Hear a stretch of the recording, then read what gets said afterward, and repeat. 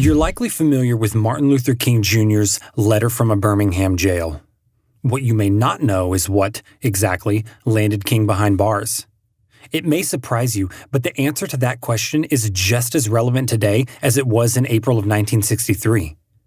Beginning on April 3rd, King and other civil rights activists peacefully gathered in Birmingham, a segregated city at the time, to march on City Hall, boycott segregationist merchants, and focus the nation's attention on Jim Crow policies across the South. In response, Birmingham passed an ordinance that prohibited public gatherings without an official permit. King challenged the ordinance, but on April 10th, a state circuit court upheld it. Undeterred, King applied for a permit. Birmingham denied it.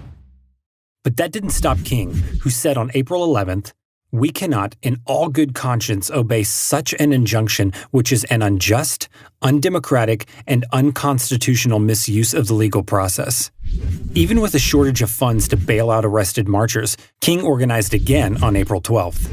He was arrested for the crime of publicly gathering without a permit. Upon his release 8 days later, King stated, "I was arrested Friday on a charge of parading without a permit." Now, there is nothing wrong with an ordinance which requires a permit for a parade, but when the ordinance is used to preserve segregation and to deny citizens the First Amendment privilege of peaceful assembly and peaceful protest, then it becomes unjust. Of course, King was right. Birmingham officials arbitrarily decided who could and could not exercise their First Amendment rights. People that City Hall agreed with could speak and assemble. Dissenters like Martin Luther King Jr. could not. You may think that these types of government powers, which were used to shield Jim Crow laws, were swept away by the Civil Rights Revolution that King ushered in. Not at all. Still today, nearly 60 years after King wrote his letter from a Birmingham jail, governments across the United States use self-assigned permitting powers to stop people from exercising their basic American rights. Worst of all, this practice is often used by government-run colleges and universities, the very places where freedom of expression, speech, thought, and assembly should be most protected. Get this. In early 2020, Georgia Tech, a public university, denied equal treatment to Students for Life for a speaking event featuring Martin Luther King Jr.'s niece by withholding mandatory student funding that was freely available to other student groups to host events. The reasoning? Alveda King, a pro-life Christian, speaks a message that is inherently religious. This mind-boggling rationale would have stopped Martin Luther King Jr. himself from speaking on campus.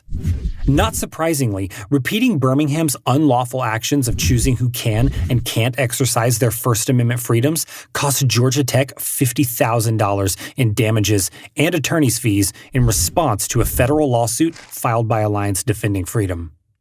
Similar scenarios have played out on campuses across the nation, including at California State University San Marcos, where the same administrators who gave $300,000 to pro-abortion groups and others with favored views also denied Students for Life just $500 to bring a pro-life speaker to campus. Some college administrators have followed Birmingham's example even more closely. Rather than treating the First Amendment as the only permission slip a student needs to speak on campus, public universities including Arkansas State University and Georgia Gwinnett College have resorted to Birmingham-style tactics to silence their own students. Officials at Arkansas State University, for example, kicked student Ashlyn Hoggard off the patio in front of the student union and threatened her with a violation of the Student Code of Conduct just for setting up a table to recruit students for a new chapter of Turning Point USA. In response, the state of Arkansas enacted campus free speech legislation to prevent public campuses from engaging in viewpoint discrimination that violates students' First Amendment rights. Meanwhile, administrators at Georgia Gwinnett College prevented student Chike Uzigbunam from peacefully sharing his Christian faith with fellow students on campus twice. First, they said he needed advance permission to use one of two tiny speech zones that were only open 10% of the week and made up less than 1% of the campus. If the entire campus were the size of a football field, these two zones would have been the size of a piece of notebook paper. But even after he obtained permission to speak in the speech zones, the college stopped him from speaking because some students objected to his religious message. In these cases, as in hundreds more across the nation, Alliance Defending Freedom has stood with students whose freedoms are under threat. Incarcerated in the Birmingham jail, Martin Luther King Jr. wrote, "The goal of America is freedom. Our destiny is tied up with America's destiny." This notion of shared destiny, that we must preserve others' freedoms to enjoy freedom ourselves, is a crucial and timeless insight. A healthy and free society must be committed to truly open discourse and the free exchange of ideas.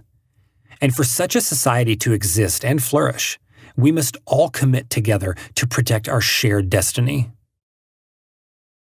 Become part of the solution to protect our shared destiny today. Visit adflegal.org/standforfreedom.